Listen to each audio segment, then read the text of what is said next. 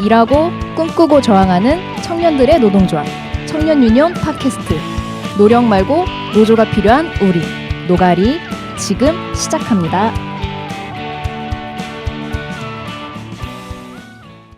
노력 말고 노조가 필요한 우리 제20화. 안녕하세요. MC 민수입니다. 오늘은 최저임금에 대해서 이야기 나눠보겠습니다.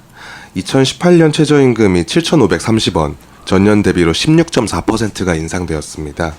그런데 이 최저임금이 인상이 적용된 이후로 이 사회적 논란이 끊이질 않고 있습니다. 청년 여성 노동자와 자영업자의 실태, 그리고 각 주체들이 상생할 수 있는 경제 생태계에 대한 구상과 전망을 나눠보도록 하겠습니다. 오늘도 진행자로 저희 포커페이스님을 모셨는데요. 인사 한번 해주시면 좋겠습니다. 네, 오늘도 변함없이 또 게스트로 나왔습니다. 포커페이스입니다. 이젠 진행자인지 게스트인지 헷갈리는 상황인데, 그리고 오늘은 최저임금 이야기를 좀 풍성하게 나눠보기 위해서 특별한 게스트, 그동안 노가리에서 뵙기 어려웠던 분들을 모셨습니다. 먼저 두 분 모셨는데요. 첫 번째로 한국 중소상인 자영업자 총연합회 인태현 회장님 모셨습니다. 예, 안녕하십니까. 인태현입니다. 네, 반갑습니다. 네, 여기서 또 이 조그만 박스 같은 곳에서 인사드리니까 또 반갑습니다. 네, 아주 좋네요. 네. 그리고 다음으로는 전국 여성노동조합의 나지연 위원장님 모셨습니다. 예, 반갑습니다. 이렇게 같이 얘기할 기회 주셔서 감사합니다. 네. 청취자분들께서 두 분 계신 단체랑 잘 모르실 수도 있을 것 같아요. 그래서 소개 한번 해주실 수 있을까요? 네, 먼저. 저부터요? 네. 예, 전국 여성 노동조합은 1999년에 생겼고요. 이제 여성 노동자들이 너무나 조직이 안 돼서 자기 권리를 찾지 못한다. 이래서 여성 노동자라면 누구나 노조에 들 수 있도록 하기 위해서 만들어진 노조고요. 주로 그러다 보니까 비정규직 여성들이 주로 조합원으로 있습니다. 그래서 저희가 이따가 얘기 나오겠지만 2001년부터 최저임금 문제를 가지고 이제 집회도 하고 알리기도 하고 이런 일을 좀 많이 했고, 지금은 청소 노동자, 또 학교 비정규직 노동자, 그리고 이제 골프장 캐디 같은 특수고용 노동자, 이렇게 어떤 종류의 일을 하든 여성 노동자라면 가입할 수 있는 이런 노동조합입니다. 이게 저희도 단체 청년유니온도 소개할 때 청년이라면 누구나 이런 표현 되게 많이 쓰거든요. 비슷한 점이 많은 것 같습니다. 그렇죠. 네. 그리고 회장님도 단체 소개를 좀 해줄 수 있을까요? 예, 저희는 한국 중소상인 자영업자 총연합회인데 이름이 길어요. 예, 길어요. 네. 중소상인도 많고 네. 자영업자도 많고 하니까 이제 네. 길어요. 근데 2013년에 남양유업 사태가 터져가지고 이제 굉장히 사회적인 물의를 일으켰는데, 그 이후에 편의점주 사장들의 자살 사건, 그다음에 대리점주 사장님들의 자살 사건, 이런 것이 터져 나오면서 중소 자영업자들이 밖에서 보는 사람들이 생각했던 중산층이 아니라 사실은 대단히 불평등한 구조에서 피해를 받고 있다라는 사실들이 알려지기 시작했어요. 그래서 저희가 갑과 을의 전쟁이라고 그랬는데, 갑을 관계에서 피해를 받고 있는 중소상인 그리고 자영업자들의 문제를, 이거를 개인들의 죽음으로 계속 상치하는 것이 아니라 사회적 문제로 바라보고 이런 것들에 대한 사회적 대응을 해야겠다라고 해서 중소상인 자영업자들이 모여서 만든 단체로 을살리기 국민운동본부라는 걸 만들었었어요.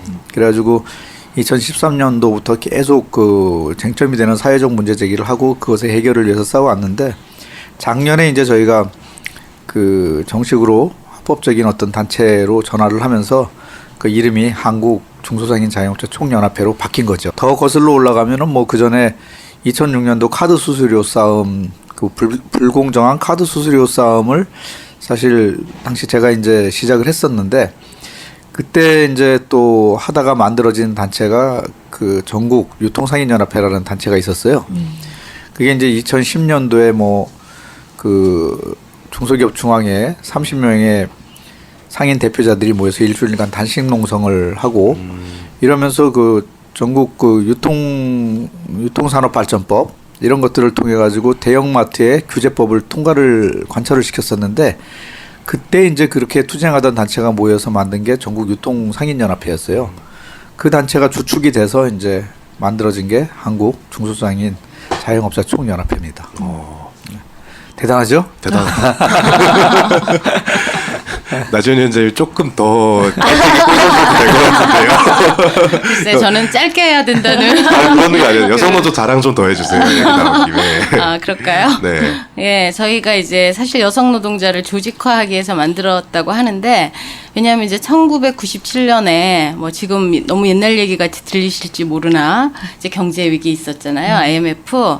그때 이제 되게 굉장히 많은 노동자들이 정리해고됐는데 특히 여성 노동자들이 대부분 일터에서 많이 해고됐고 새로 생기는 일자리는 비정규직밖에 없었어요.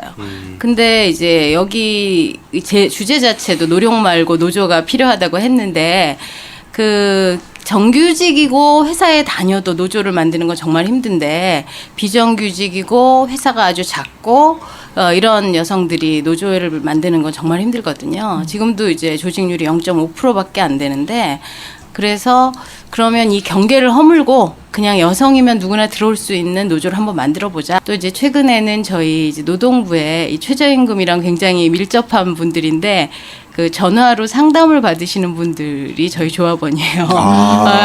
뭐 최저임금 문제 이런 거 갖고 상담할 때 그 상담 받으시는 콜센터에 또 계시는 또 조합원들이 있거든요. 그래서 굉장히 여러 군데에서 여성들이 하는 되게 불안정한 고용을 하는 모든 파트에서 일을 하고 있고 자기의 권리를 찾기도 하고 그러면서 이제 세상 전체의 여성 노동자들이 좀 더 권리를 찾을 수 있도록 하는 역할을 하고자 하고 있습니다. 괜찮은 것 같아요. 저희도 이제 자영업자들 같은 경우는 뭐 노조를 만들거나 이런 게 어려우니까 다 흩어져 있는데 그 노동자들도 얘기를 들어보니까 그 뭐 노조 가입률이 10%밖에 안 된다고 그러더라고요. 난 깜짝 놀랐어요. 왜 노조를 가입을 안 하지? 근데 알고 보니까 뭐 조건도 많고 까다롭기도 하고 비정규직 노동자 같은 경우는 또 언제 또 그만둘지도 모르고 그러니까 그런데 그래서 사각지대에 있는 노동자들이 많은데 이런 노동 단체들이 많이 만들어져야 될 것 같아요. 기존에 있는 거 외에도 그래야 사실은 사각지대에 있는 또 90%의 어려운 노동자들이 그 어떤 인간적인 삶을 살 수 있는 이거 자영업자가 너무 노동자 입장을 잘 이해하지 않아요. 그래서 아주 박수 쳐주고 싶어요. 박수 쳐주겠습니다. 예, 고맙습니다. 안 그래도 들으시는 분들이 청년 유니온은 노동조합인데 네. 그 이름부터가 자영업자, 뭐 중소상인 이런 이름이 붙어 있는 데서 회장님이 오셨는데 어떤 관계일까 이런 거 되게 궁금증을 갖고 계실 것 같았는데 네. 이미 소개해 주실 때부터 아, 왜 오셨는지 알겠구나라고 이해하실 것 같아요. 예. 그 우리 뭐 저기 김민수 위원장님하고는 우리가 또 최저임금 그 인상과 관련돼서 2015년에 한상균 민주노총 위원장님하고 우리 김민수 유니온 그 청년 유니온 위원장님하고 저희 그 유통상인 연합회하고 3자가 모여서 협약을 맺었었죠. 최저임금 인상을 위한 그 상생 협약을 맺었었어요. 뭐 그때 할 때는 뭐 저희도 뭐 내부에서도 반대하는 사람도 많았고 정치적으로 공격당하게 그런 걸 왜 하냐는 것도 있고 그랬는데 하여튼 뭐 노동자들에 대한 이해를 자꾸 할 수밖에 없는 또 그런 상황이 되면서 같이 했었죠. 근데 저는 이제 사실은 아주 소규모 자영업자는 사실상 노동자랑 이해관계가 그렇게 크게 차이가 없다 이런 맞아요. 생각 들거든요. 맞아요. 왜냐하면 저희 조합원들도 뭐 나이 드신 분은 자녀가 자영업을 하다가 뭐 어려워 뭐 이런 걸 같이 맞아요. 예. 공유하고 계시고 또 청년들도 뭐 어쨌든 근처에 다 이렇게 돌고 돌며 같은 이해관계를 같이 좀 가지고 있는 면이 있다 이런 생각이 들어요. 자꾸 저쪽에서 싸움을 붙이려고 그래서 그렇지. 맞아요. 예, 같은 이해관계가 있다고 생각해요. 일단 좀 거슬러 올라가가지고 작년 7월 달에 최저임금이 딱 결정됐을 때 그때 이제 어떠셨는지 좀 소감이 좀 궁금하거든요. 네, 하여튼 최저임금 인상이 됐을 때 그 어떤 생각이었냐 할 때 저 같은 경우는 뭐 우리 중소상인 단체들을 설득을 해서 최저임금 인상이 돼야 된다라는 입장을 제가 표명을 했었어요. 근데 그때 이제 제 입장이 뭐였냐면은 우리 같은 중소자영업자들 그 유통에 특히 일하고 있는 분들은 중요한 구매자가 그 도시 노동자 그다음에 뭐 서민들 그리고 또 중소 자영업자들 자기들 또 그 같이 시장에서 일하는 사람들 이 사람들이 사실 주요 고객들이에요. 뭐 돈 많은 뭐 중산층이 와서 우리 물건을 사는 건 아니거든요. 산층은 없어졌죠. 중상층. 아니 아예 상층하고 하층만 남아가는 사회가 됐는데 하여튼 상층이 우리 시장에 와서 우리 물건을 사지는 않거든요. 그러니까 그런 입장에서 볼 때 노동자들의 주머니가 채워지는 것을 우리가 반대를 하고 그 우리가 영업이라든가 자영업자가 살아남기를 바라는 거는 앞뒤 말이 안 맞는다 일단. 그 이런 모순된 주장을 할 수는 없다 우린. 그렇기 때문에 중소상인의 입장에서는 원칙적으로 노동자의 주머니가 채워지는 것을 찬성해야 되고 첫째는. 두 번째는 내가 자영업자지만 내가 내 자식들한테 자영업을 하라고 권하지 않고 있단 말이에요. 너무 이게 힘든 현실이니까. 그러면 결국은 내 자식들도 노동자로 살아가야 되는데 그러면 내 자식들의 임금 체계가 합리적으로 돼야 또 우리가 책임 있는 그 입장이 되는 거 아니냐. 이 두 가지 입장이었어요. 그 때문에 근본적으로 우리는 노동자들의 최저임금 인상을 찬성해야 되는 게 맞는 것이고 그다음에 그것이 뭐 작게는 지금은 7,530원이지만 뭐 1만 원 인상까지도 우리는 지지해야 되는 게 맞다라고 저는 판단을 했던 거예요. 근데 이제 문제는 그 중소 자영업자들의 그 위기적인 상황들이 사실은 대단히 그 중요하게 존재를 해요. 그게 뭐냐면은 그 전국의 그 자영업자들이 보통 한 560만 명이라고 그래요. 지금 통계청에서 나온 걸로는. 근데 이게 보통 한 600만 명에서 아래 위로 왔다 갔다 해요. 왜 그러냐면은 IMF 이후에 한 300만 명 됐던 자영업자였는데 IMF 때 다 밀려나잖아요. 그때 회사에서. 그분들이 대거 자영업 시장에 들어오면서 700만 명이 넘어서기까지 해서 740만 명까지도 갔었어요. 그러니까 결국은 이게 산업적인 문제였던 거예요. 그냥 단순하게 뭐 자영업이 돈을 버니까 몰려든 것이 아니라 갈 데가 없는 산업 인구가 글로 몰려든 거였고 그게 2배 이상 늘어났던 거고. 근데 이분들이 2000년대 중반까지는 그럭저럭 먹고 살고 재기도 하고 했는데 2000년대 중반을 넘어서면서부터 이제 폭락을 하기 시작합니다. 이제 그 원인은 나중에 또 얘기를 해드릴 텐데 어쨌든 그런 그 중소자영업자들이 560만 명이 존재를 하는데 이분들이 고용하고 있는 노동자가 고용노동자가 350만 명 정도 된다고 나와 있고요. 그 다음에 그 무노동, 무임금 노동하는 그 가족노동, 요게 한 100만 명 정도 되는 거. 그리고 등록이 안 돼 있는 그 자영업자와 노동자까지 하면 그것도 한 100만 명. 그럼 이게 1000만이 넘는 사람들이 거기서 먹고 살고 있는 건데 가족까지 치면은 2천만 명에서 3천만 명까지 사실은 자영업 시장에서 먹고 살고 있는 거니까 이거는 과거의 산업에서 보면 부차적인 부분이 아니라 주요한 부분이 돼 있는 거예요. 근데 이 분들 중에서 전체 그 지금 가계 부채가 1,400조에서 1,500조를 향해 가고 있는데 절반이 자영업자 부채인 거예요. 그리고 이 자영업자들의 그 비용이 60%를 외부에서 자금을 끌어다가 장사를 한 사람들이고. 그러니까 이분들이 월급이 100만 원 미만인 사람들이 150만 명 정도 되는데 월급이 아니라 이제 수익이 그 자기가 자본 들여서 장사하면서 100만 원도 못 받아가는 사람이 150만 명이 된다는 거예요. 그 중에서 또 상당수는 적자, 아예 못 가져가는 사람이 포함돼서 100만 원 미만인 거예요. 그 다음에 200만 원에서 100만 원 그 사이가 한 또 150만 명 되고, 그럼 한 300만 명 정도가 최저임금은커녕 뭐 거의 간당간당한 그런 상황인 거예요. 근데 이제 이런 분들에게 있어서 그럼 최저임금은 어떤 영향을 주냐? 뭐 사람을 고용 못 하고 있을 수 있는 거고, 그리고 그 외의 부분에 사람을 고용하고 있는 부분들도 이제 어려움에 처할 수 있는 건데, 그 근본적인 원인은 최저임금 그 자체가 아니라 원래는 이들이 이렇게 망해 갈 수밖에 없는 원인이 있는데 그 부분 얘기가 빠져 있는 거예요. 이거는 60초 뒤에 한번 들어봐야 될 것 같아요. 그 얘기를 이제 좀 해드릴게요. 그래서 하여튼 소감으로 얘기하면은 이것은 어쩔 수 없는 방향이고 오히려 우리는 지지해야 되는 방향이지만 중소자영업자들의 위기적인 상황에서는 이거는 굉장히 불안해지고 어려워지고 하는 심리적인 그런 충격파가 어느 정도 있다. 이거는 인정을 해야 된다. 이제 이렇게 보는 거죠. 예.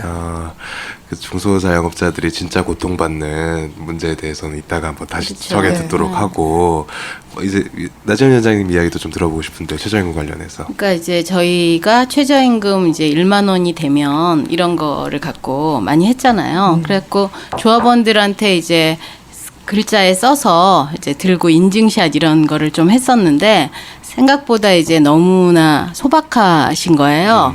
뭐 정말 착하신 분들은 이제 기부를 좀 더 하겠다 이런 분들도 물론 있었고, 그 다음에 하다못해 가족 여행이라도 해보겠다, 뭐 나만의 시간을 조금이라도 가져보겠다. 그러니까 뭔가 보통 사람들이 해야 하는 것들을 못 하고 있다가 그 약간의 여유를 가지고 여유가 생긴다면 내가 이런 것도 한번 해보겠다, 이런 것들을 이제 주로 많이 쓰시더라고요. 그다음에 뭐 부모님에게 조금 효도를 해야겠다, 뭐 그 용돈을 조금 더 줘봐야겠다, 이런 식으로 되게 소박한 소망들이고, 사실 그 10,000원이 된다 해도 되게 소박한 금액이잖아요. 그래서 그렇게 갔는데, 이번에 이제 결과 발표가 사실 나니까 이제 저희 이제 최저임금 그 인상 그때마다 이제 저희가 뭐 캠페인도 하고 뭐 같이 여러 가지를 하는데, 뭐 몇 년 전에는 100만 원이 올해는 넘을까 뭐 이런 거였어요. 그러면 올해는 150만 원이 넘을까 뭐 이런 예를 들면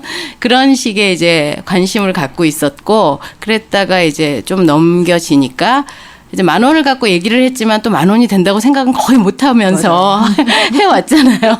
그랬다가 갑자기 이제 뭔가 좀 될 것 같다는 생각, 이런 게 하면서 좀 조금 아쉽지만 그래도 너무 좋다고 그렇게 말씀을 하시더라고요. 그러면서 이제 좀 뿌듯하다. 내가 더울 때 뭐 세종대왕상 앞에 가서 뭐 한 거가 보람이 있네? 뭐 이렇게 얘기하시는 분도 있고, 그래서 사실은 좀 다른 것을 꿈꿀 수 있는 뭐 이런 시작이 됐다, 이런 생각은 사실은 좀 들어요. 그전에는 사실은 저희 조합원들은 임금이 그래도 최임 기준보다는 조금은 더 높으니까 어떻게 생각하냐면, 최임이 오르면 최임이 오른 정도의 비율로 이제 임금이 올라야지 뭐 이 정도 최소한 그런 생각은 있었는데, 지금은 이제 좀 눈에 보이는 것도 조금 더 보이니까 150이 조금 많이 넘고, 그 다음에 여기서 끝이는 게 아니라 앞으로도 계속 한다고 하니까 뭔가 약간 미래에 대한 희망,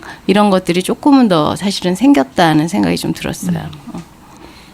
어떠셨어요? 전 저번에도 말씀드리긴 했는데. 그랬나? 정말 그러니까 많이 올랐으면 좋겠다라는 이야기는 항상 하고 10,000원도 얘기하고 그랬었는데, 실제로 이만큼 많이 오를 수도 있었던 거구나라는 걸 확인해서, 그러니까요. 네, 올해가 좀 기대가 되더라고요. 그래서 제가 아까 인태현 회장님께서 원칙적으로 최저임금 인상에 동의하셨다라고 하시면서 몇 가지 근거들을 이야기해 주신 게 있는데, 이게 길게 보면 되게 맞는 말씀이지만 당장에 이게 숨이 좀 막힐 수 있는 분들한테는 이게 잘 귀에 안 들어올 수 있는 이야기일 수도 있다고 생각하거든요. 혹시 최저임금 인상에 원칙적으로 동의한다라고 했을 때 주변 상인이나 자영업자분들의 반응이나 이런 건 좀 어땠는지 궁금해요, 저는. 일단은 저랑 같이 이제 중소상인들을 살리기 위해서 운동을 같이 했던 그 단체의 핵심 구성인자, 구성원 말이 이상하네. 구성원조차도 반대를 했어요.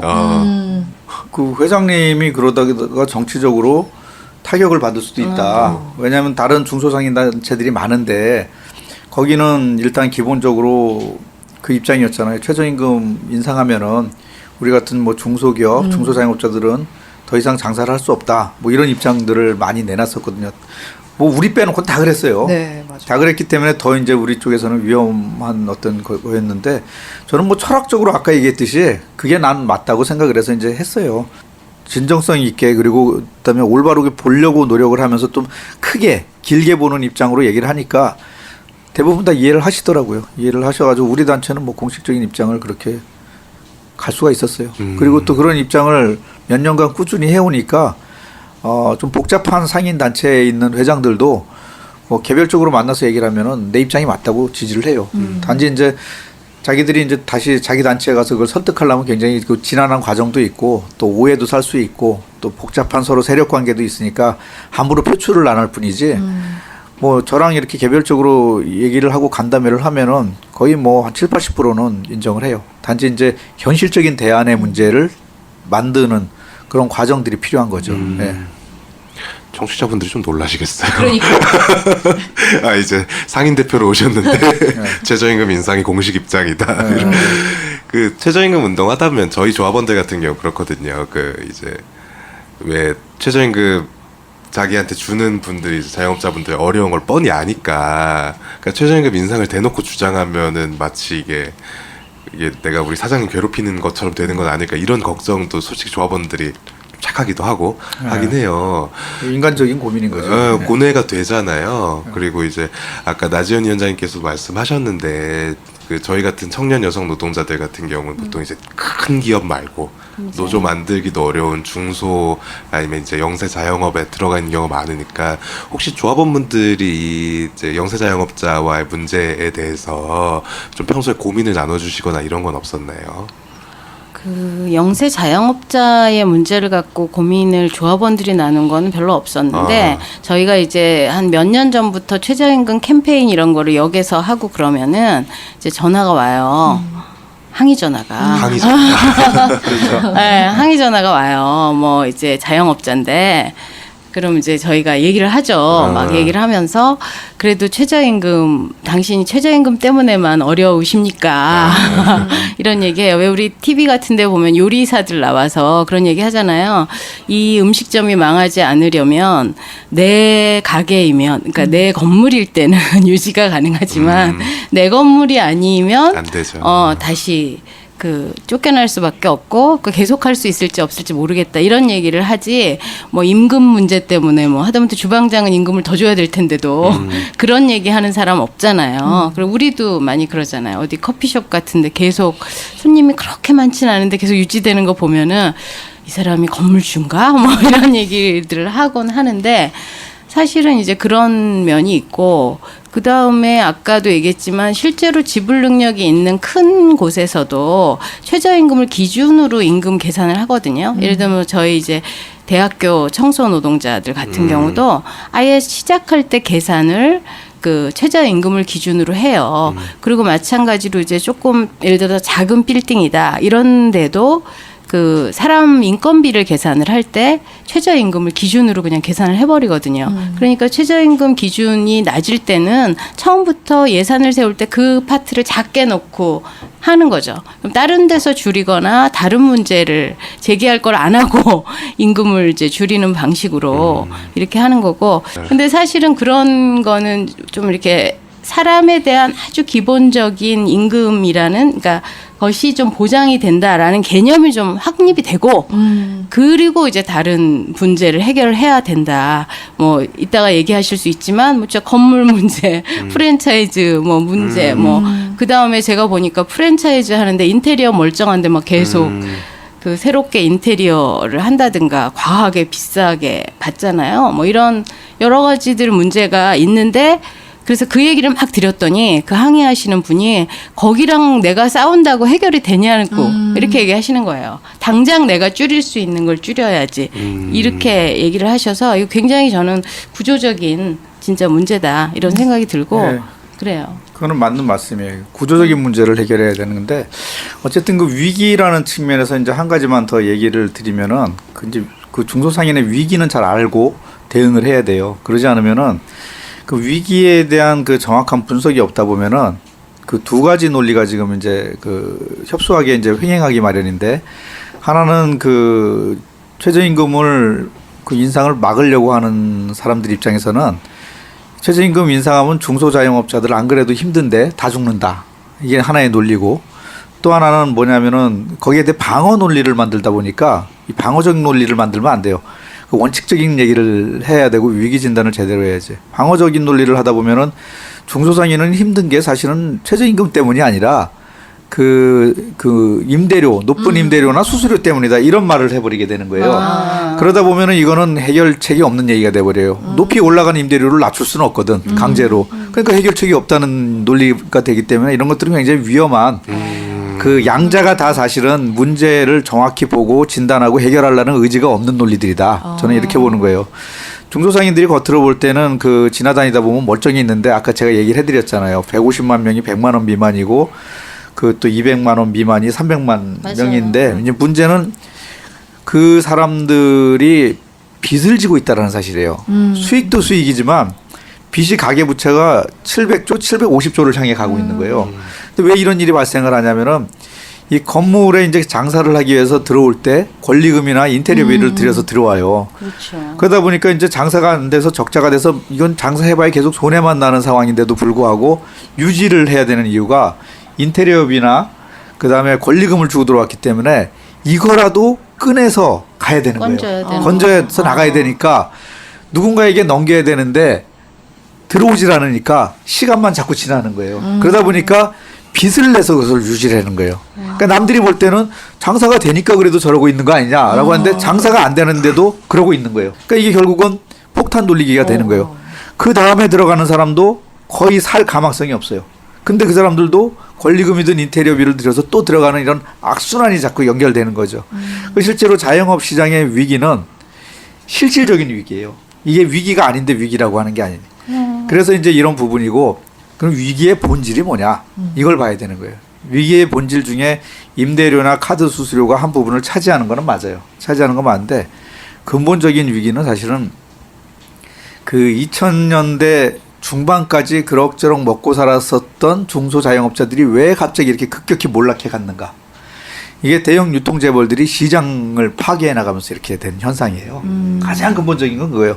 대형마트들이 우후죽순으로 생기고 SSM이라고 골목까지 쳐들어와가지고 그거 다 죽여버리고 그다음에 최근에는 복합 쇼핑몰이라고 그래가지고 보통 한 10만 평 규모로 생기는 그 복합 쇼핑몰이라는 게 있어요. 근데 스타필드 같은. 그렇죠. 예.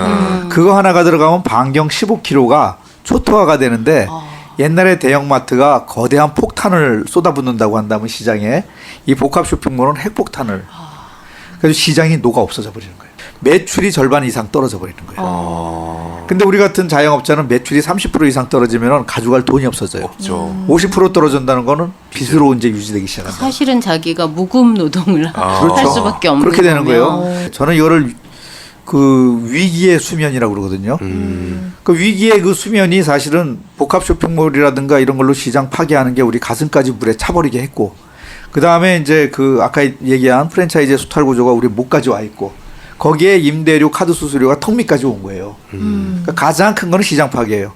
그런데 거기에 최저임금 인상이 딱 가니까 이게 비율적으로는 큰 게 아닌데 우리의 입과 코 사이에서 왔다 갔다 하게 되는 거예요. 그나마 그거라도 예, 그나마 직원들을 고용하고 있는 자영업자들한테 이렇게 내리 누르는 효과가 이제 생기는 거죠. 그것이 이제 본질인 거예요.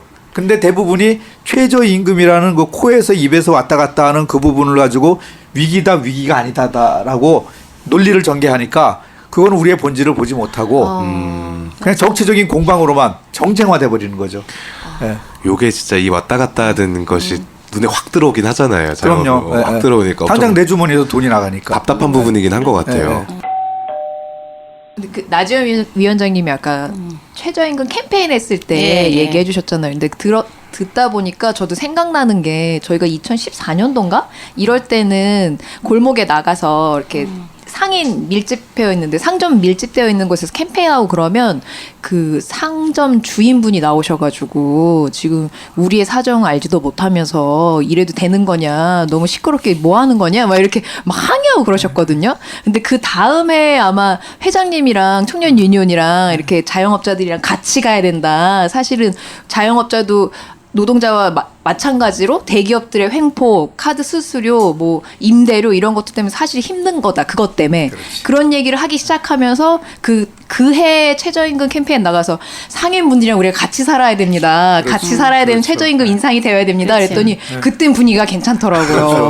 맞아요. 네, 그랬었는데 그 논리를 내가 만들었어요. 그러니까요. 들으면서 그게 또 회상이 되면서 아 진짜 우리한테 너무 중요했었다. 그래서 올해는 또 어떻게 해야 될까 뭐 이런 고민이 들기도 하는데 혹시 위원장님도 2001년부터 이렇게 최저임금 캠페인 아마 오랫동안 하셨을 텐데 뭐 그때 과정도 한번 다시 이야기해 주실 것들이 있으신지. 예. 저희가 이제 사실은 초창기 한 2010년까지는 그런 항의를 받지 않았어요. 너무 낮았으니까. 아까 얘기하셨던 얘기랑 예. 연결되는데요. 저는 상관도 없었어요. 너무 낮았으니까 그런 항의를 받지 않았고 저희가 이제 사실은 시작하게 된 게 2001년이라고 했는데 사실은 2000년에 저희가 지금 이제 인하대에 계신 이제 청소 노동자를 조직을 하게 됐는데 이 월급 봉투를 딱 보니까 되게 낯익은 숫자가 있는 거예요. 37만 얼마 이런 게 기본급에 딱 써 있는 거예요. 그래서 이 숫자를 어디서 봤는데 어디서 봤지 하고 딱 보니까 이제 해마다 최저임금 공시하는 거를 이제 컴퓨터에 붙여놓잖아요.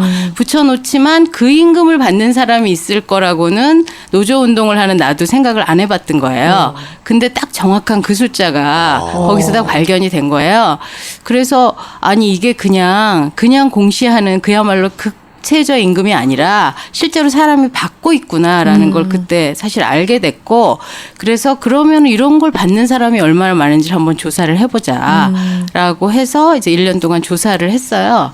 조사를 딱 해보니까는 그렇게 37만 얼마인 최저임금을 받는 사람들이 청소노동자만 갖고 했더니 대부분이고, 그나마 한 20%는 그것도 위반인 거예요. 그래서 이제 양대 노총이랑 민주노총, 한국노총, 그다음에 최저임금위원회 위원장까지를 해서 토론회를 했거든요. 토론회를 했는데도 다들 약간 그게 현실이냐 이런 반응이었어요. 그래서 이렇게 해갖고는 안 되겠다 해가지고 최저임금위원회 공익위원들을 이제 그 전원회의 전에 아침 일찍이 그 전원회의 되게 일찍 하더라고요. 그거보다 더 일찍이 가서 이제 공익위원들이랑 딱 만났어요. 만났더니 그분들이 또 안 믿으시는 거예요. 이렇게 임금이 낮을 리가 없다. 이렇게 낮은 임금을 받을 리가 없고 그러면 상여금이라도 있지 않겠어요? 그래서 없는데요. 그랬더니 식대가 있지 않겠어요? 없는데요.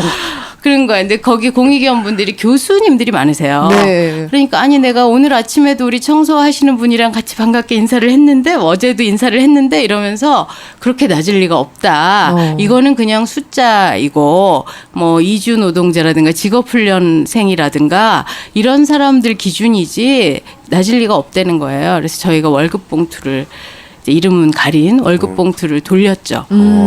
그런데 이제 그 해가 어떤 해였냐면 그 전해에 역대 지금도 그 얘기를 하더라고요. 역대 가장 많이 최저임금이 올랐다고 하는 때가 2001년이었거든요. 그래서 37만 얼마에서 42만 1,490원으로 올려왔을 때였어요.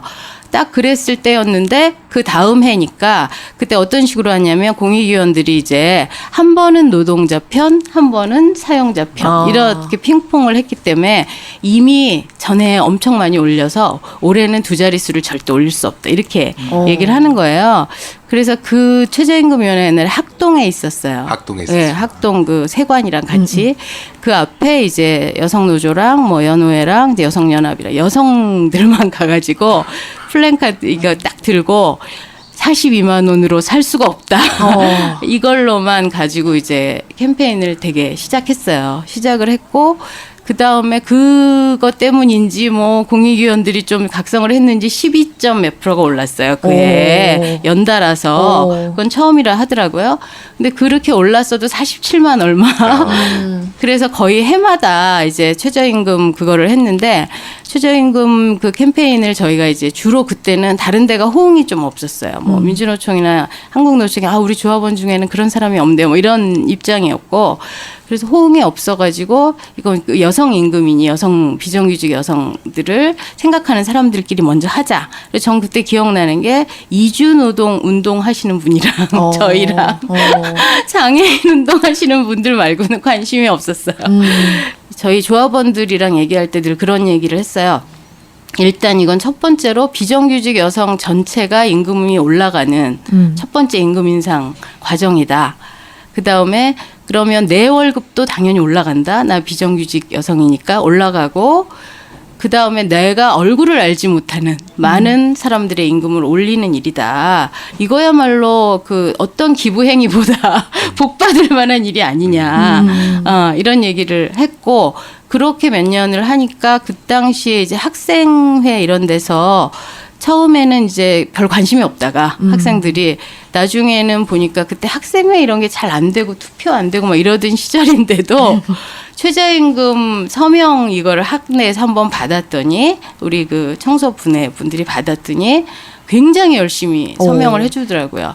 이제 이런 식으로 이제 하고 최근에 들어서는 어떻게 하냐면 이제 여성의 임금만 올리는 게 아니라 우리가 일하는 이 대학에 다니는 학생들의 알바 아르바이트. 그 그쵸. 임금도 올리는 거다 이런 식으로 이제 얘기가 이제 바뀌어서 되게 뿌듯하게 하셔요. 그런 것들을 우리가 최초로 최저임금 문제를 제기했다라는 게 이제 인하대에서 청소하시는 분들의 제일 그 자랑거리고 그 다음에 되게 뿌듯하게 그 시기에는 의뢰 이제 최저임금 인상 투쟁을 해야 된다.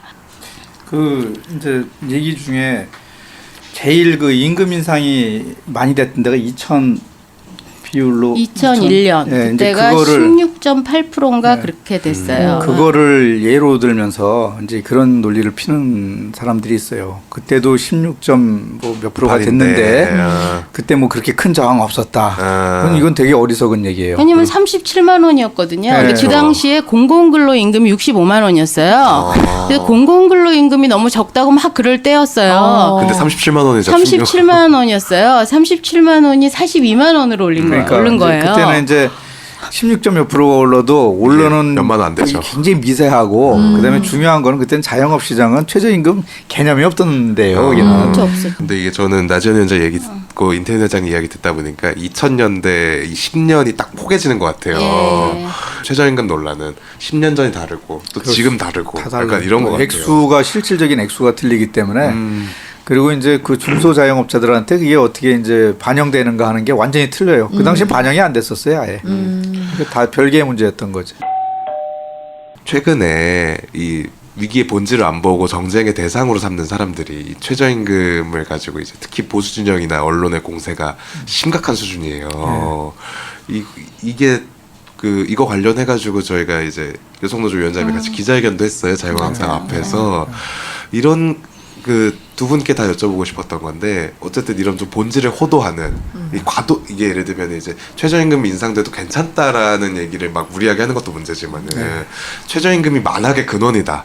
이것도 좀 문제적이라고 보거든요. 이런 것들은 좀 어떻게 보셨는지 또 기자회견했던 이야기도 좀 해주시면 좋을 것 같고. 최저임금이 이제 저는 이제 최저임금을 가지고 주로 이제 이 자영업자들이 목소리를 내는 것 같지만 실제로 목소리를 내는 거는 좀 엉뚱한 사람들이 내고 있잖아요. 뭐 대기업이 내고 있고 그다음에 뭐 이맘때만 자영업자분들 걱정하세요. 네, 자영업자를 엄청 걱정하면서 대기업이 내고 있고 고양이 주생을 네, 대기업을 굉장히 많이 생각해주는 자한당이 내고 있고 이제 과거의 여당이었던 자유한국당 그 최근에 이제 중소상인들 다 죽는다고 최저임금 인상을 반대를 하는데 실제로 이제 저희가 아까도 얘기를 했지만 근본적으로 그 중소상인들이 힘들어진 원인 중에 제 1차가 뭐라고 그랬죠? 유통재벌의 시장 파괴. 그렇죠. 바로 그거예요. 그거를 막기 위한 그 법 제도 개선 운동이 벌써 10년 전부터 시작이 됐고 어떤 부분은 성과를 얻었고 어떤 부분들은 뭐 계속 그 방해를 받고 있는데 그 태반이 자유한국당에 의한 그 법안 깔고 뭉개기 재벌들은 뭐 당연히 뭐 중소자영업자들의 그런 시장 파괴를 주도하고 있는 사람들이고 근데 이 사람들이 일치 단결해 가지고 그 중소자영업자들이 다 죽으니까 최저임금 인상은 하지 말아야 된다라고 논리를 피는 거는 말할 자격이 있는가 도대체 이 사람들이 중소자영업자들을 보호하는 보호 입법을 통과시키지 않고 있는 사람들이 오히려 중소상인들을 위해서 최저임금 인상을 하지 말자라는 거는 고양이 쥐 생각하는 거다라고 저는 생각을 하는 거예요. 그 진짜로 만약에 그렇게 중소상인이 걱정이 되면은 그런 법 다 통과시키고. 네, 그런 법을 빨리 통과를 시켜라. 일단 통과시켜 놓으면 그 진정성을 믿겠다라는 거죠. 네. 중간에 이거 제가 죄송한 일이에요. 나지연 위원장님이 녹음 시간보다 일찍 원래 예정대로 오셨는데 녹음 시간이 조금 지체되면서 먼저 일어나 보셔야 되는 상황이라고 하시거든요. 그래서 그냥 보내드리면 저희가 섭섭하니까 이제 여성 노동자로서 이 청년윤 노가리 팟캐스트 듣는 청취자분들께 같이 나누고 싶었던 이야기 꼭 한번 해주시면 좋을 것 같아요. 예, 먼저 자리 떠서 제가 더 아쉽고요. 제가 죄송합니다. 예, 제가 더 아쉽고 그렇게 생각합니다. 최저임금을 만들어도 그거를 그동안 최저임금을 그나마 지켰던 데에는 노동조합이 있는 곳밖에는 없었거든요.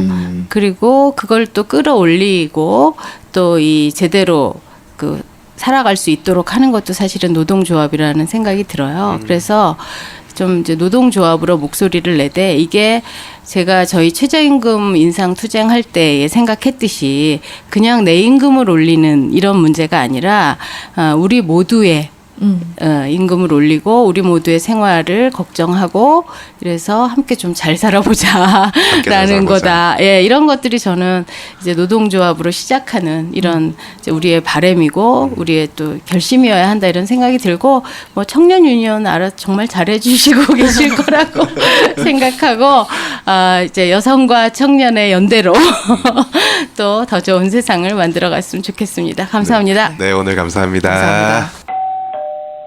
그래서 저는 그런 부분에서 그런 어떤 그 균형 있는 것들을 정착을 시켜야 된다고 보고 그러기 위해서 이제 정부가 다양한 정책들을 내는 거잖아요. 이를테면 뭐 카드 수수료를 낮추겠다. 낮춰지진 않았어요. 낮추겠다라고만 얘기한 거지. 임대료도 뭐 9%에서 5%로 1년에 그 상한제를 주겠다. 근데 뭐 그것도 뭐 된 거는 아니고 이제 될 건데 중요한 거는 이제 임대료 자체가 낮아지는 건 아니잖아요. 그죠? 예. 상당히 올라가 있는 게 낮아지지 않기 때문에 그 부담은 여전히 남는 거고. 그다음에 이제 뭐 프랜차이즈와 관련된 부분들도 상당히 많이 고쳐지고 있어요. 가맹법들도 생기고 대리점법들도 생기고. 그럼에도 불구하고 갑질에서 완전히 벗어나지는 건 아닌 거고. 또한 이제 가장 중요한 그 시장 파괴에 대한 부분은 뭐 대책이 법제화하겠다는 거는 나와 있지만 법제화가 된 게 아니에요. 그러니까 뭐 하나 사실은 이 부담을 덜어주는 게 된 게 없는데도 불구하고 말만 무성한 거죠. 이 무성한 것이 있는 것이지 그 실제로 그 도움이 되는 건 하나도 없는 거잖아요. 그나마 이제 도움이 되는 게 뭐였냐면 직접 지원에 대한 얘기가 나온 거예요. 그게 이제 190만 원 미만에서는 13만 원 최대. 근데 그걸 뭐 210만 원까지 늘려준다고 하더라고요. 네, 그런 부분들도 저는 이런 틀들은 다 괜찮다고 봐요. 정부에서는 애를 쓰고 있다고 나는 보지. 뭐 절대 뭐 정부에서 지금 하고 있는 것이 애도 안 쓰고 아무것도 안 하고 뭐 한다. 이거는 옳지 않은 것이죠. 오히려 그 부분을 좀 더 확대하고 현실화시켜야 되는 부분을 방해하는 세력들이 문제인 것이지 정부에서 이런 안을 만든 거는 저는 아주 바람직하다고 봐요. 단지 이 부분을 해나갈 때 현장과 더 소통을 했으면 어땠을까. 어떤 그 현장에서는 이거 가지고도 안 된다. 그리고 또 뭐 올리게 되면은 보통 한 10시간에서 12시간 하면 보통 1인당 한 40만 원에서 50만 원 정도가 올라가요. 비용이. 한 190만 원 주던 데들도. 그러면은 그런데 뭐 4, 50만 원 올라가는데 13만 원 지원해 준다고 그러면은 그 포기해 버리는 사람들이 생기게 되겠죠. 이를테면은 그냥 노동 시간 줄여버리고 190만 원에서 혜택을 받고 그다음에 내 노동으로 나머지 노동을 채워버리는 노동의 피폐화 현상이 또 벌어지는 거죠. 그러니까 이런 것들을 좀 짜임새 있게 좀 보고 갔으면 좋겠다. 이게 이제 제가 아쉬운 점이고. 근데 그보다 더 중요한 거는 여전히 제가 얘기할 때 내년에도 오를 거고 내후년에도 올려야 된단 말이에요. 근데 이런 식으로 그 순간적인 지원만 해가지고 되겠느냐. 기본적으로는 이들이 장사를 해서 유지될 수 있게 하는 게 근본적인 방책이다.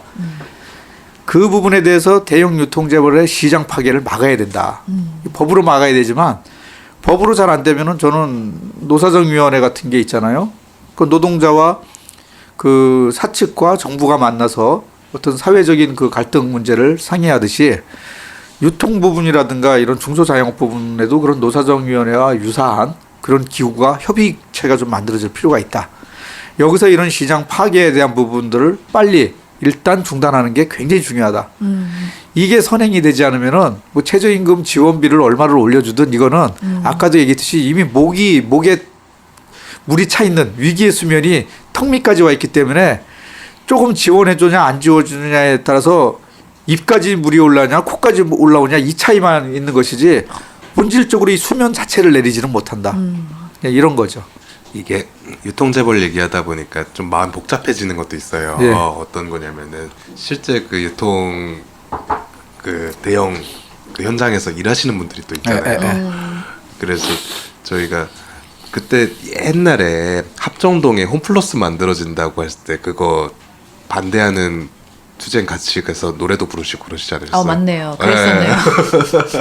그러면 저도 그때 네. 그 주요한 지원 단체 중에 하나였죠.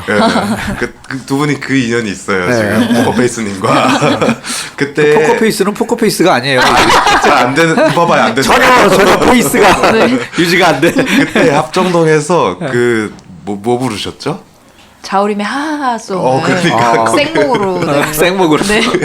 노래 BGM도 안 깔려 그냥 그러면서도 또 한편에서는 저런 마트가 생기면은 제가 최저임금위원회 들어가면은 그 유통 마트 쪽에서 일하시는 분이 또 노동자위원회 들어오세요. 그럼 이게 또 이분들 일자리란 말이에요. 그렇죠. 그러니까 네. 이게 마음이 복잡한데 이거는 좀 같이 풀어볼 방법이 없을까요? 뭐. 저는 같이 풀고 있어요.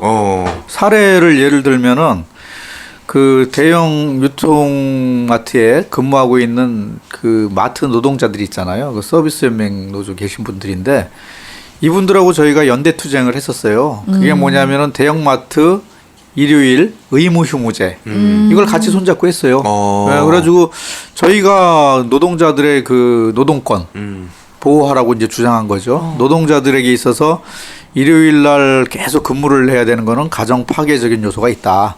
시장 파괴, 가정 파괴.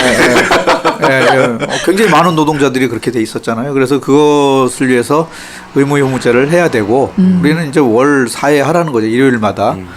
그리고 또 이제 그들의 대형 유통재벌들이 시장 파괴를 해서 시장을 싹쓸이해 가니까 일요일 날이라도 쉬어서 그 일반 시장들이 좀 벌어먹고 살게 해야 된다. 이게 이제 우리가 서로 손잡고 했던 싸움이에요. 그래서 한 2년 반 가까이 공동 투쟁을 해가지고 실제로 의무휴무제를 법으로 통과를 시켰어요.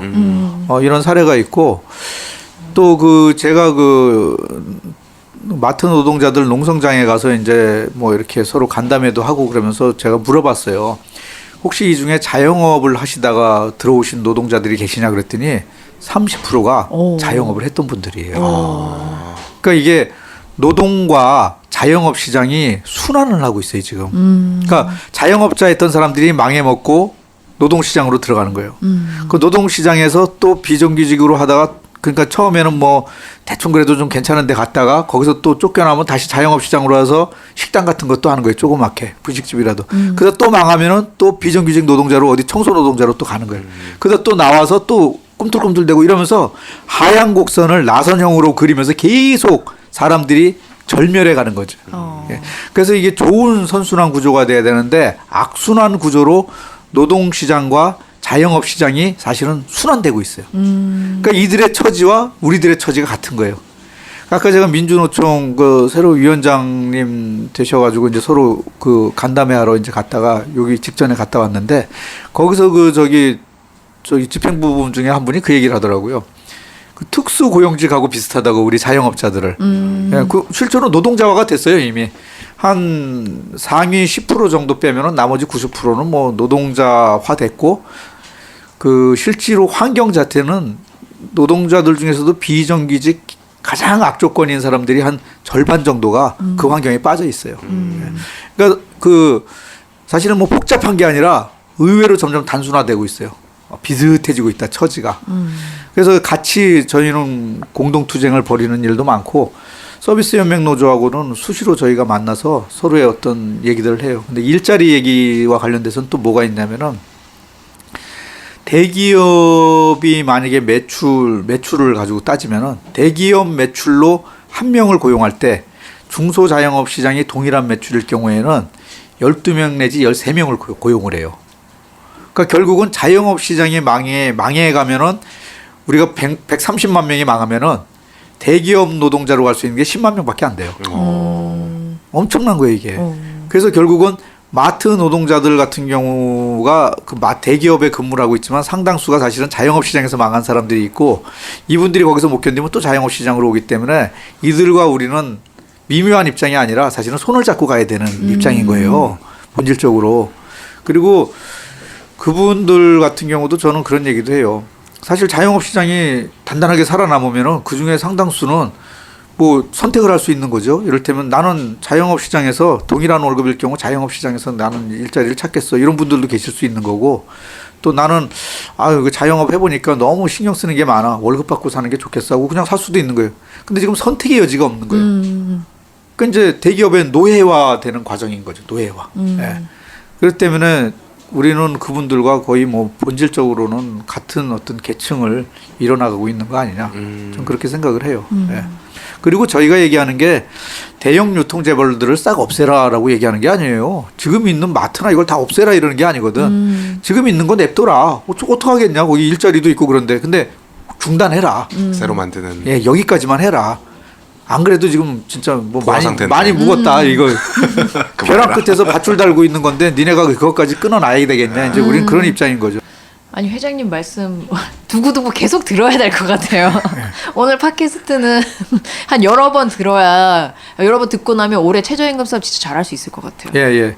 그래야 이런 그 중소상인들의 위기의 본질을 알고 거기에 같이 대응을 하고 손을 잡고 가야 사실은 본질적으로도 최저임금을 하는 취지가 정확히 살아나는 거죠. 이 자영업자가 이렇게 많은데 중소 자영업자들의 어떤 세력이라든가 가족들 생각을 하지 않고 노동자 얘기만 하는 거는 사실은 반쪽만 바라보는 거예요. 진실의 반쪽. 왜냐하면 이들도 노동자가 될 사람들이거든.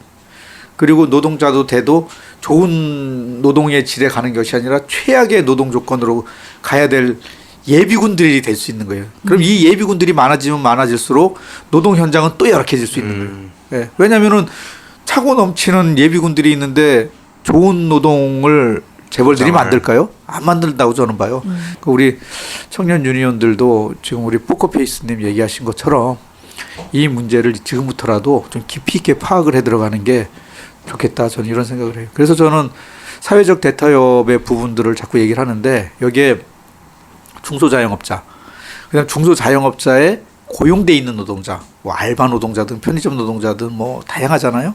이런 노동자 세력, 그다음에 뭐 전체 노동자를 대변하는 뭐 민주노총이든 한국노총이든 이런 곳, 그다음에 그 재벌 유통회사들, 그리고 뭐 정부 이런 쪽이 다 모여서 이걸 심도 있게 좀 해나가자. 그래서 우리도 양보할 수 있어요. 우리가 무조건 우리만 살고 니네는 죽어라 이게 아니라 유통 재벌들도 지네가 만들어 놓은 그 구조가 있잖아요. 틀이 있고. 근데 그것을 더 발전적으로 이 대한민국의 균형 발전에 도움을 주면서 자기들의 발전을 해나가는 방향이 무엇인가를 같이 모색을 하고, 또 중소자영업자들도 개별이 나만 살려달라가 아니라 전체 중소자영업자들도 어느 정도 정리될 수 있는 부분들이 있어요. 그리고 이제 우리 노동자들, 알바 노동자든 그 무노동, 그 가족 노동자든 이런 분들이 인간적인 삶을 살 수 있기 위해서는 구조 변경을 또 어떻게 해야 되는가, 이런 거를 국가와 자영업자와 노동자와 그 대기업이 같이 머리를 맞대면 전 답이 나올 거라고 보거든요. 오늘 이야기를 이제 슬슬 정리를 해야 될 것 같은데 네. 오늘 이 팟캐스트 듣는 주로 청년분들이시겠죠? 예. 청취자분들께 예. 마지막으로 하고 싶은 이야기 혹은 당부하고 싶은 이야기 해주시면 좋겠습니다. 저는 그 지난번에 우리 청년 유니온과 간담회를 할 때 너무 좋았던 게 그 저랑 이렇게 눈을 마주치고 있는 이 젊은 20, 30대 청년들의 눈빛이 너무 생생해가지고 너무 좋았어요, 이 기분이. 그 항상 그 우리 청년들을 보면은 이렇게 한쪽 편에 가슴 아픈 게 계속 있는 거예요. 그래가지고 저 친구들을 왜 이렇게 힘들게 만들고 있는가, 이 세상이 너무 막 가슴 아프고, 저는 뭐 책임감 같은 게 별로 안 들었었는데, 왜냐하면 상인 운동하기도 바쁘니까 그 최근에 와서 책임감이 생기기 시작한 거예요. 그러니까 여러분들이 저를 만난 것 자체가 저한테 책임감을 자꾸 불어넣어주고 있는 거죠. 내 자식들과 같은 세대에 있는 이 사람들이 미래에 대한 희망을 가지고 살 수 있는 세상을 좀 만드는데 같이 좀 손을 잡고 가야겠다, 이런 생각을 많이 했어요. 그리고 오늘도 팟캐스트 오라고 할 때 사실 뭐 그 누가 들을지 모르지만, 이거를 잘 모르지만 적어도 청년 유니온과 내가 손을 잡고 가야겠다 하는 마음으로 온 거예요. 그래서 이 청년 유니온과 같은 청년들의 모임, 그리고 그 여러분들이 만들려고 하는 그 희망, 세상, 이런 것에 우리 중소자영업자들도 도움을 줄 수 있는 게 뭐가 있을까? 이게 이제 제 고민이 시작되는 거고, 또 하나는 또 우리 청년 여러분들이 이 1,000만 명이 넘는 중소자영업 시장에서 또 할 수 있는 역할이 뭐가 있을까? 이걸 같이 고민하고, 또 궁극적으로는 이 세상이 사람 중심으로 바꾸는 그런 운동을 하는 데 있어서 우리가 끝까지 같이 연대해서 가야 된다는 생각, 그리고 그 과정에서 이제 아까 얘기했던 사회적인 대타협을 통해서 공식화 좀 해나가면서 좀 했으면 좋겠다 이런 거고요. 이제 마지막으로 하고 싶은 얘기는 그 여러분과 제가 이제 좀 친구가 됐으면 좋겠다. 저는 이제 젊은 친구들하고 친구가 되는 게 좋거든요. 그래서 친구가 돼서 좀 오랜 시간, 오랜 세월을 좀 같이 있는 사회를 만드는데 손잡고 갔으면 좋겠다. 예, 이걸로 마무리하겠습니다. 아, 정말 좋은 이야기 나누면서 마쳐야 될 시간인데요. 오늘 최저임금을 둘러싼 이제 노동조합과 자영업자의 상생 방안 관련해서 한국유통상인 자영업자 총연합회, 이름 정말 길어요. 임태현 회장님과 전국 여성노동조합 나지연 위원장님 모셔놓고 이야기를 나눠봤는데 듣다 보니까 정말 유익하고 풍부한 이야기들이라서 두 분을 꼭 한번 다시 모셔야 되는 거 아닌가 이런 생각이 좀 절실하게 되고 속편. 속편 약간 비하인드 스토리로 약간 후속편도 쫓기를 되면 준비해보는 것으로 하고요. 이제 마쳐야 될 시간입니다. 저희 유니콘 사운드와 함께하는 청년 유니온 팟캐스트 노력 말고 노조가 필요한 우리 제20화 오늘은 최저임금을 둘러싼 이야기를 풍성하게 해보았고요. 다음번에는 더 좋고 유익한 내용으로 함께 해보도록 하겠습니다. 함께해 주신 우리 마지막까지 함께해 계신 포커페이스님 그리고 인터 회장님께 감사드립니다. 예, 감사합니다. 감사합니다. 고생 많으셨습니다. 수고하셨습니다. 예.